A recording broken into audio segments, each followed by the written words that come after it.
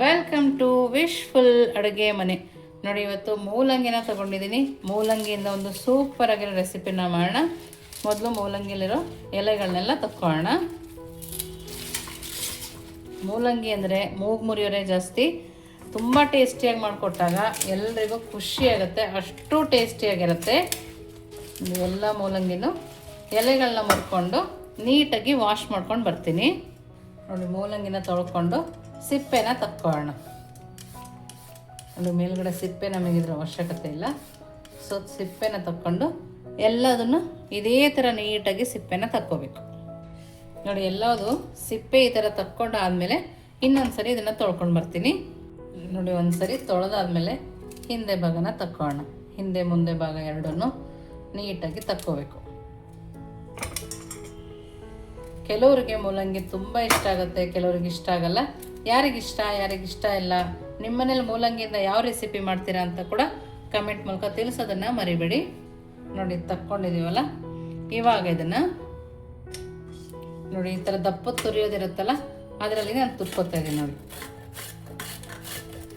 ಸಣ್ಣದ್ರಲ್ಲಿ ತುರಿಯೋದಕ್ಕಿಂತ ಈ ಥರ ದೊಡ್ಡದ್ರಲ್ಲಿ ತುರಿದ್ರೆ ತುಂಬ ಚೆನ್ನಾಗಿರುತ್ತೆ. ಮೂಲಂಗಿನಲ್ಲಿ ಸಾಂಬಾರು, ಪರಾಟ ಎಲ್ಲ ತಿಂದು ಬೇಜಾರಾದಾಗ ಈ ಥರ ಒಂದು ಸೂಪರ್ ರೆಸಿಪಿ ಅಂತಲೇ ಹೇಳ್ಬೋದು. ನೋಡಿ, ಎಲ್ಲ ಮೂಲಂಗಿನ ಅದೇ ಥರ ತುರ್ಕೊಂಡ್ಬಂದಿದ್ದೀನಿ. ನೋಡಿ, ಎಲ್ಲದನ್ನು ತುರ್ದು ಆಗಿದೆ. ನೋಡ್ತಾ ಇದ್ದಾರಲ್ಲ ಎಷ್ಟು ಚೆನ್ನಾಗಿ ಬಂದಿದೆ ನೋಡಿ ತುರಿ. ಈ ಥರ ನಾವು ಇದನ್ನು ತುರ್ಕೊಬೇಕು. ಇವಾಗ ನೆಕ್ಸ್ಟ್ ನೋಡಿ, ನಾನು ಸ್ಟವ್ ಮೇಲೆ ಒಂದು ಬಾಣಲೆನ ಇಟ್ಕೊಂಡಿದ್ದೀನಲ್ಲ, ಅದಕ್ಕೆ ಮೂಲಂಗಿನ ಹಾಕ್ಕೊಳ್ತಾ ಇದ್ದೀನಿ. ನಾವು ತುರಿದಿರೋ ಮೂಲಂಗಿ ಇತ್ತಲ್ಲ, ಆ ಮೂಲಂಗಿನ ಹಾಕೋಬೇಕು. ಮೂಲಂಗಿನೇ ಸ್ವಲ್ಪ ನೀರು ಬಿಡುತ್ತೆ. ನೋಡಿ, ಎಷ್ಟು ಚೆನ್ನಾಗಿ ನೀರು ಬಿಟ್ಟಿದೆ ನೋಡಿ. ಆ ನೀರನ್ನು ಸೇರಿಸ್ಕೊಳ್ತಾ ಇದ್ದೀನಿ ನೋಡಿ ಒಟ್ಟಿಗೆ. ಮೂಲಂಗಿಯಿಂದ ಆರೋಗ್ಯಕ್ಕಂತೂ ತುಂಬಾ ಒಳ್ಳೆಯದು. ನೋಡಿ, ಮೂಲಂಗಿ ಹಾಕೊಂಡ್ಮೇಲೆ ಒಂದು ಅರ್ಧ ಕಪ್ ಆಗುವಷ್ಟು ನಾನಿಲ್ಲಿ ನೀರನ್ನು ಹಾಕ್ಕೊಳ್ತಾ ಇದ್ದೀನಿ. ನೋಡಿ, ನೀರನ್ನು ಹಾಕೊಂಡ್ಮೇಲೆ ಒಂದು 2 ರಿಂದ 3 ನಿಮಿಷ ಇದನ್ನು ಬೇಯಿಸ್ಕೊಂಡು ಬರೋಣ. ಮೀಡಿಯಮ್ ಫ್ಲೇಮಲ್ಲಿ ಇಟ್ಟು ಬೇಯಿಸ್ಕೊಬೇಕು. ನೋಡಿ, 3 ನಿಮಿಷ ಆಗಿದೆ. ಮೂಲಂಗಿನೂ ನೀರು ಬಿಟ್ಟಿದೆ, ನಾವು ನೀರು ಹಾಕಿದ್ದೀವಲ್ವ, ಎಷ್ಟು ಚೆನ್ನಾಗಿ ಬೆಂದಿದೆ ನೋಡಿ. ನೋಡಿ, ತುರಿದಿರೋದ್ರಿಂದ ಬೇಗನೆ ಬೇಯುತ್ತೆ. ಇವಾಗ ಇದಕ್ಕೆ ರುಚಿಗೆ ತಕ್ಕಷ್ಟು ಉಪ್ಪು, ಹಾಗೆಯೇ ಸಣ್ಣದಾಗಿ ಕಟ್ ಮಾಡಿರೋ ಹಸಿಮೆಣಸಿನ್ಕಾಯಿ, ತುರಿದಿರೋ ಶುಂಠಿ, ಹಾಗೆಯೇ ಸಣ್ಣಗೆ ಕಟ್ ಮಾಡಿರೋ ಈರುಳ್ಳಿ ಬೇಡ ಅಂದರೆ ಸ್ಕಿಪ್ ಕೂಡ ಮಾಡ್ಬೋದು. ಸ್ವಲ್ಪ ಕೊತ್ತಂಬರಿ ಸೊಪ್ಪು, ಹಾಗೆಯೇ ಒಂದು ಅರ್ಧ ಕಪ್ ಆಗುವಷ್ಟು ಅಕ್ಕಿ ಹಿಟ್ಟನ್ನು ಸೇರಿಸ್ಕೊಳ್ತಾ ಇದ್ದೀನಿ. ನೋಡಿ, ಇಷ್ಟನ್ನು ಸೇರಿಸ್ಕೊಂಡು ನೀಟಾಗಿ ಕೈ ಆಡಿಸ್ಕೊಬೇಕು. ಮೀಡಿಯಮ್ ಫ್ಲೇಮಲ್ಲಿ ಇಟ್ಕೊಬೇಕು. ಹೈ ಫ್ಲೇಮಲ್ಲಿ ಇಟ್ಟರೆ ತಳ ಹಿಡಿಯೋ ಚಾನ್ಸ್ ಇರುತ್ತೆ. ನೀವು ಇದಕ್ಕೆ ಚಿಲ್ಲಿ ಪೌಡರ ಹಾಕ್ಕೋಬೋದು, ಚಿಲ್ಲಿ ಫ್ಲೇಕ್ಸರ ಹಾಕ್ಕೋಬೋದು. ಮಕ್ಕಳು ತಿನ್ನಂಗಿದ್ರೆ ಚಿಲ್ಲಿ ಪೌಡರೇ ಹಾಕ್ಕೊಳ್ಳಿ. ನಾನಿಲ್ಲಿ ಹಸಿಮೆಣಸಿನ್ಕಾಯಿನ ಹಾಕ್ಕೊಂಡಿದ್ದೀನಿ. ನೋಡಿ, ಇವಾಗ ಮೀಡಿಯಮ್ ಫ್ಲೇಮಲ್ಲಿ ಇಟ್ಕೊಂಡು ಈ ಥರ ನಾವೆಲ್ಲ ಈರುಳ್ಳಿ ಎಲ್ಲ ಹಾಕಿದ್ವಲ್ಲ, ನೀಟಾಗಿ ಕಲಿಸ್ಕೊಳ್ಳೋಣ. ನೋಡಿ, ಈ ಥರ ಕಲಿಸ್ಕೊಂಡ ನಂತರ 1-2 ನಿಮಿಷ ಲಿಡ್ಡನ್ನು ಕ್ಲೋಸ್ ಮಾಡಿಬಿಡೋಣ. ನಾನಿವಾಗ ಮೀಡಿಯಮ್ ಫ್ಲೇಮಲ್ಲಿ ಇಟ್ಟು ಲಿಡ್ಡನ್ನು ಕ್ಲೋಸ್ ಮಾಡಿದ್ದೀನಿ. ನೋಡಿ, 2 ನಿಮಿಷ ಆಗಿದೆ. ಸ್ಟವನ್ನು ಆಫ್ ಮಾಡ್ತಾ ಇದ್ದೀನಿ. ನೋಡಿ, ಇವಾಗ ಇದನ್ನು ತಣ್ಣಗೆ ಹಾಕಿ ಬಿಡೋಣ. ಸ್ವಲ್ಪ ಉಗುರು ಬೆಚ್ಚಗಾದರೂ ಸಾಕಾಗತ್ತೆ. ತಣ್ಣಗಾದ್ಮೇಲೆ ಚೆನ್ನಾಗಿ ನಾದ್ಕೋಬೇಕು. ಇವಾಗ ಬಿಸಿ ಇರೋದ್ರಿಂದ ನಾದಕ್ಕಾಗೋದಿಲ್ಲ, ಹಾಗಾಗಿ ಇದನ್ನು ತಣ್ಣಗೆ ಹಾಕ್ಬಿಡೋಣ. ನೋಡಿ, ಇವಾಗ ತಣ್ಣಗೆ ಹಾಕಿ ಒಂದು ಪಾತ್ರೆಗೆ ಹಾಕ್ಕೊಂಡಿದ್ದೀನಲ್ಲ, ಇವಾಗ ಒಂದು ಅರ್ಧ ಸ್ಪೂನ್ ಆಗೋಷ್ಟು ಜೀರಿಗೆ, ಹಾಗೆಯೇ ಒಂದು ಅರ್ಧ ಸ್ಪೂನ್ ಆಗೋಷ್ಟು ಕಪ್ಪು ಎಳ್ಳನ್ನು ಹಾಕ್ಕೊಳ್ತಾ ಇದ್ದೀನಿ. ಬಿಳಿ ಎಳ್ಳು ಕೂಡ ಯೂಸ್ ಮಾಡ್ಬೋದು.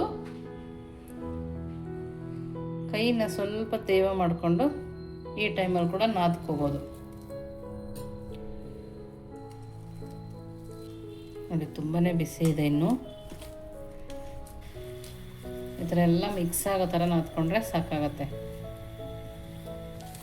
ನೋಡಿ, ಈ ಥರ ನಾದಿದ್ಮೇಲೆ ನಾನಿಲ್ಲಿ ಒಂದು ಸ್ವಲ್ಪ ಹಿಟ್ಟನ್ನು ತೆಗೆದಿಟ್ಕೊಳ್ತಾ ಇದ್ದೀನಿ ಪಕ್ಕಕ್ಕೆ. ಇನ್ನು ಸ್ವಲ್ಪ ಹಿಟ್ಟಲ್ಲಿ ನೋಡಿ, ಇನ್ನು ಸ್ವಲ್ಪ ಹಿಟ್ಟು ತೊಗೊಂಡಿದ್ನಲ್ಲ, ಅದರಲ್ಲಿ ಇಷ್ಟು ದಪ್ಪಕ್ಕೆ ಒಂದು ರೌಂಡ್ ಥರ ಮಾಡ್ಕೊಂಡಿದ್ದೀನಿ. ನೋಡಿ, ನೋಡ್ತಾ ಇದ್ದೀರಲ್ಲ, ಈ ಥರ ಮಾಡ್ಕೊಬೇಕು. ಈ ಅರ್ಧ ಹಿಟ್ಟಲ್ಲಿ ಆ ಥರ ಮಾಡ್ಕೊಳ್ಳೋಣ. ನೀವಿನ್ನೂ ನಮ್ಮ ವಾಟ್ಸಪ್ ಗ್ರೂಪಿಗೆ ಜಾಯಿನ್ ಆಗಿಲ್ಲ ಅಂದರೆ ವಿಶ್ಫುಲ್ ವಾಟ್ಸಪ್ ಗ್ರೂಪಿಗೆ ಜಾಯಿನ್ ಆಗೋದನ್ನು ಮರಿಬೇಡಿ.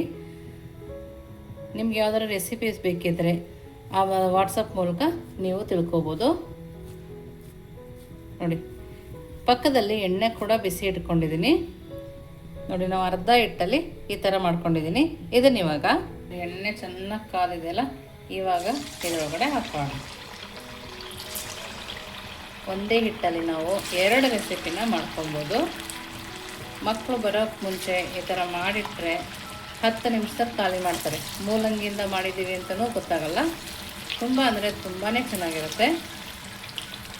ನೋಡಿ, ಎಣ್ಣೆಗೆ ಹಾಕಿ 1 ನಿಮಿಷ ಕೈ ಆಡಿಸ್ಬಾರ್ದು, ನಿಧಾನಕ್ಕೆ ತಕ್ಕೋಬೇಕು. ನೋಡಿ, ಇವಾಗ ಚೆನ್ನಾಗಿ ಬೆಂದಿದೆ ಅಲ್ಲ, ಈ ಥರ ಕೆಂಪು ಬಣ್ಣ ಬಂದಾಗ ತಕ್ಕೋಣ. ನೋಡಿ, ಈ ಥರ ಕಲರ್ ಬಂದ ತಕ್ಷಣ ನಾವು ಇದನ್ನು ತಕ್ಕೋಬೇಕು. ನೋಡಿ, ಎಲ್ಲದನ್ನು ತಕ್ಕೊಳ್ತಾ ಇದ್ದೀನಿ. ನೋಡಿ, ಇದನ್ನು ತಕ್ಕೊಂಡು ನೆಕ್ಸ್ಟ್ ಸ್ವಲ್ಪ ಹಿಟ್ಟು ಉಳಿಸ್ಕೊಂಡಿದ್ದೀವಲ್ಲ, ಅದೇನಾಗಿದೆ ನೋಡೋಣ ಬನ್ನಿ. ನೋಡಿ, ಉಳಿದಿರೋ ಹಿಟ್ಟಿಗೆ ಸ್ವಲ್ಪ ಕೈಗೆ ಎಣ್ಣೆ ಮಾಡಿಕೊಂಡು ಚೆನ್ನಾಗಿ ನಾದ್ಕೊಳ್ಳೋಣ. ನೋಡಿ, ಈ ಥರ ಇಲ್ಲಿಂದನೇ ಚೆನ್ನಾಗಿ ನಾದ್ಕೊಳ್ಳಿ. ಆಯಿಲ್ ಫುಡ್ ಇಷ್ಟ ಇಲ್ಲ ಅನ್ನೋರು ಈ ಥರ ಮಾಡ್ಕೋಬೋದು. ನೋಡಿ, ಇವಾಗ ನಿಮಗೆ ಎಷ್ಟು ಸೈಜ್ ಬೇಕೋ ಅಷ್ಟು ಸೈಜಲ್ಲಿ ಒಂದು ಉಂಡೆನ ಮಾಡ್ಕೊಳ್ಳೋಣ. ನೋಡಿ, ನಾನಿಲ್ಲಿ ಇಷ್ಟು ಸೈಜಲ್ಲಿ ಒಂದು ಉಂಡೆನ ಮಾಡ್ಕೊಂಡಿದ್ದೀನಿ. ಇವಾಗ ನಾವು ರೊಟ್ಟಿ ಎಲ್ಲ ಮಾಡ್ತೀವಲ್ಲ, ಆ ಕವರ್ಗೆ ಸ್ವಲ್ಪನೇ ಎಣ್ಣೆನ ಸರುಕೊಳ್ತಾ ಇದ್ದೀನಿ. ನೋಡಿ, ಜಾಸ್ತಿ ಸರುಕೊಂಡಿಲ್ಲ, ಸ್ವಲ್ಪನೇ. ಇವಾಗ ಇದರಿಂದ ರೊಟ್ಟಿನ ತೊಟ್ಕೊಳ್ಳೋಣ. ಮೂಲಂಗಿ ರೊಟ್ಟಿ ನೋಡೋಕ್ಕೂ ಸೂಪರು, ತಿನ್ನೋಕ್ಕೂ ಸೂಪರ್ ಅಂತಲೇ ಹೇಳ್ಬೋದು. ತುಂಬ ಅಂದರೆ ತುಂಬ ಚೆನ್ನಾಗಿರುತ್ತೆ. ನೋಡಿ, ಈ ಥರ ನೀಟಾಗಿ ಕೈಯಿಂದನೇ ತಟ್ಕೊಂಡಿದ್ದೀನಿ. ಇವಾಗ ತವಾ ಕೂಡ ಬಿಸಿಗಿಟ್ಟಿದ್ದೀನಿ. ನೋಡಿ, ಹೆಂಚು ಚೆನ್ನಾಗಿ ಕಾದಿದೆ. ಇವಾಗ ಮಾಡಿರೋ ರೊಟ್ಟಿನ ಹಾಕೋಣ. ನೀಟಾಗಿ ಬರುತ್ತೆ. ತುಂಬ ಅಂದರೆ ತುಂಬಾ ಫಸ್ಟ್ ಕ್ಲಾಸ್ ಆಗಿದೆ ಅಂತ ಹೇಳ್ಬೋದು. ನಾನು ಇದಕ್ಕೆ ಒಂದು ಅರ್ಧ ಸ್ಪೂನ್ ಆಗುವಷ್ಟು ಎಣ್ಣೆನ ಹಾಕ್ಕೊಳ್ತಾ ಇದ್ದೀನಿ. ನೋಡಿ, ಒಂದು ಸೈಡ್ ಬೆಂದಮೇಲೆ ನಿಧಾನಕ್ಕೇ ತಕ್ಕೋಬೇಕು. ಎಷ್ಟು ಸಾಫ್ಟ್ ಇದೆ ಅಂದರೆ ಈಸಿಯಾಗಿ ಮಕ್ಕಳಿಗೆ ಲಂಚ್ ಬಾಕ್ಸಿಗೆ ಕೂಡ ಮಾಡ್ಕೊಡ್ಬೋದು, ಅಷ್ಟು ಚೆನ್ನಾಗಿದೆ. ನೋಡಿ, ಎಲ್ಲ ಸೈಡು ನೀಟಾಗಿ ಬೇಯಿಸ್ಕೊಂಡಿದ್ದೀನಿ. ನೋಡಿ, ಇವಾಗ ಚೆನ್ನಾಗಿ ಬೆಂದಿದೆ. ಇವಾಗ ನೆಕ್ಸ್ಟ್ ಏನು ಮಾಡೋದು ನೋಡೋಣ ಬನ್ನಿ. ನೋಡಿ, ಮೂಲಂಗಿ ಪಕೋಡ ರೆಡಿ ಇದೆ. ಮೂಲಂಗಿಯಿಂದ ಈ ಥರನೂ ಒಂದು ರೆಸಿಪಿ ಮಾಡ್ಬೋದು ಅನ್ಕೋಬೋದು ನೀವು. ನೋಡಿ, ಎಷ್ಟು ಕ್ರಿಸ್ಪಿ ಆಗಿದೆ ನೋಡಿ. ಒಳಗಡೆ ಅಂತೂ ನೋಡಿ, ಇದ್ರ ಮುಂದೆ ಬೇರೆ ಯಾವ ರೆಸಿಪಿನೂ ಬೇಕಾಗಲ್ಲ, ಅಷ್ಟು ಚೆನ್ನಾಗಿದೆ. ಕಡಲೆ ಹಿಟ್ಟು ಬೇಕಾಗಲ್ಲ, ಏನೂ ಬೇಕಾಗಲ್ಲ. ತುಂಬ ಅಂದರೆ ತುಂಬಾ ಟೇಸ್ಟಿಯಾಗಿರುತ್ತೆ ನೋಡಿ. ಸೂಪರಾಗಿದೆ. ಖಂಡಿತವಾಗ್ಲೂ ಮನೆಗೆ ಯಾರಾದ್ರು ಬಂದಾಗ ಮಾಡಿಕೊಟ್ರೆ ಮೂಲಂಗಿಯಿಂದ ಮಾಡಿದ್ದೀರಾ ಅಂತ ಹೇಳಿದ್ರು ಕೂಡ ನಂಬಲ್ಲ, ಅಷ್ಟು ಚೆನ್ನಾಗಿದೆ. ಮೂಲಂಗಿ ತಿಂದೇ ಇದ್ದವ್ರಿಗಂತೂ ಕೊಟ್ಟರೆ ತುಂಬ ಖುಷಿಪಟ್ಟು ತಿಂತಾರೆ. ಖಂಡಿತವಾಗೂ ನೀವು ಒಂದ್ಸರಿ ಮಾಡಿ ಹೇಗೆ ಬಂತು ಅಂತ ವಿಶ್ಫುಲ್ ಅಡುಗೆ ಮನೆಗೆ ಕಮೆಂಟ್ ಮೂಲಕ ತಿಳಿಸೋದನ್ನು ಮರಿಬೇಡಿ. ನಮ್ಮ ರೊಟ್ಟಿ ಹೇಗಿದೆ ನೋಡೋಣ ಬನ್ನಿ. ನೋಡಿ, ಪ್ಲೇಟ್ ರೆಡಿ ಇದೆ. ನೋಡಿ, ರೊಟ್ಟಿ ಕೂಡ ರೆಡಿ ಇದೆ.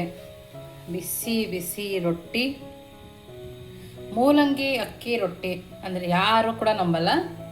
ನೋಡಿ, ರೊಟ್ಟಿನೂ ತುಂಬ ಸಾಫ್ಟಾಗಿದೆ. ನೋಡ್ತಾ ಇದ್ದೀರಲ್ಲ, ಒಂದೇ ಇದರಲ್ಲಿ ಮುರಿಬೋದು, ಅಷ್ಟು ಸಾಫ್ಟಾಗಿದೆ. ಇದರ ಜೊತೆಗೆ ಯಾವ ಪಲ್ಯನೂ ಬೇಕಾಗಲ್ಲ. ನೀವು ಉತ್ತರ ಕರ್ನಾಟಕ ಮಸಾಲ ತೊಗೊಂಡಿದ್ರೆ ನೋಡಿ, ಆ ಮಸಾಲದಿಂದ ಇದನ್ನು ನಾವು ತಿನ್ಬೋದು. ಬಿಸಿ ಬಿಸಿ ರೊಟ್ಟಿಗೆ ತುಪ್ಪ ಹಾಕ್ಕೊಂಡು ನೋಡಿ, ತುಪ್ಪನ ರೊಟ್ಟಿ ಮುರ್ಕೊಂಡು ಈ ಥರ ಸರುಕೋಬೇಕು. ಮಸಾಲ ಖಾರದ ಜೊತೆಗೆ ತುಂಬ ಅಂದರೆ ತುಂಬಾ ಚೆನ್ನಾಗಿರುತ್ತೆ. ನೋಡ್ತಾ ಇದ್ದೀರಲ್ಲ, ವಾವ್, ಸೂಪರಾಗಿದೆ. ತುಂಬ ಅಂದರೆ ತುಂಬ ಚೆನ್ನಾಗಿದೆ. ಖಂಡಿತವಾಗ್ಲೂ ಈ ಮೂಲಂಗಿ ರೊಟ್ಟಿ ಹಾಗೂ ಮೂಲಂಗಿ ಕಟ್ಲೆಟ್ನ ಖಂಡಿತವಾಗೂ ನೀವು ಒಂದ್ಸರಿ ಟ್ರೈ ಮಾಡಬೇಕು. ಒಂದೇ ಥರ ಹಿಟ್ಟನ್ನು ಕಲಿಸ್ಕೊಂಡು ನಾವಿಲ್ಲಿ ಎರಡೆರಡು ಥರ ರೆಸಿಪಿನ ಮಾಡ್ಕೋಬೋದು. ನೀವು ಒಂದ್ಸರಿ ಮನೇಲಿ ಮಾಡಿ ಹೇಗಿತ್ತು ಅಂತ ವಿಶ್ಫುಲ್ ಅಡುಗೆ ಮನೆಗೆ ಕಮೆಂಟ್ ಮೂಲಕ ತಿಳಿಸೋದನ್ನು ಮರಿಬೇಡಿ. ನೀವಿನ್ನೂ ನಮ್ಮ ಚಾನಲ್ ಲೈಕ್ ಮಾಡಿಲ್ಲ ಅಂದರೆ ಲೈಕ್ ಮಾಡಿ, ಶೇರ್ ಮಾಡಿ, ಸಬ್ಸ್ಕ್ರೈಬ್ ಮಾಡಿ. ವಿಶ್ಫುಲ್ ಅಡುಗೆ ಮನೆಗೆ ಥ್ಯಾಂಕ್ ಯು.